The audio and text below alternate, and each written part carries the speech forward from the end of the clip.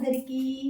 ఈ సండే మా ఇంట్లో లంచ్ మీకు చూపించేస్తాను రండి. ఇలాగా అంతకంటే ముందు ఒక విషయం అండి, ఫుడ్ ఎంత ప్రిపేర్ చేస్తున్నాను కదా, వేస్ట్ అయిపోతుందేమని డౌట్ మీకు రావచ్చండి. మా వాళ్ళు తగ్గట్టు ఫుడ్ అయితే ప్రిపేర్ చేస్తాను, ఎందుకంటే ఒక్కొక్కరు ఒక్కొక్క ఐటమ్ అనేది తింటారు, అలా ప్రిపేర్ చేస్తూ ఉంటాను. ఒకవేళ మిగిలిపోయినా నా ఫుడ్ అయితే కొంచెం కూడా వేస్ట్ కాదండి. చాలామంది కడుపు అయితే నా ఫుడ్ నింపుతుంది.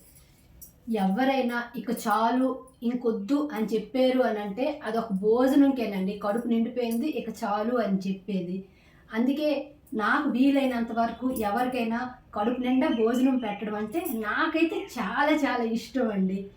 ఇంకా ఈరోజు నేను ఏది చేశానో మీకు చూపిస్తాను రండి. ఇలాగా ఫస్ట్ అయితే నాన్ వెజ్తో స్టార్ట్ చేద్దామండి. మా వారికి ఏది కర్రీ చేయాలని అడిగితే నెత్తర్లు గుడ్డు అని ఫస్ట్ అయితే చెప్తారండి. అందుకే ఆయన కోసం నెత్తర్లు గుడ్డు. మా పాప అయితే ఆ కర్రీ తిందు, అందుకే టమాటా గ్రేవీలో ఇలాగ ఎగ్స్ కొట్టేసి వేసానండి. ఇలా అయితే మా పాపకి ఇష్టమని ఇంకా రైస్ అనేది పెట్టేశాను.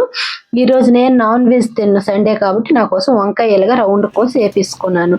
ఫైనల్గా చారు పెట్టేశానండి.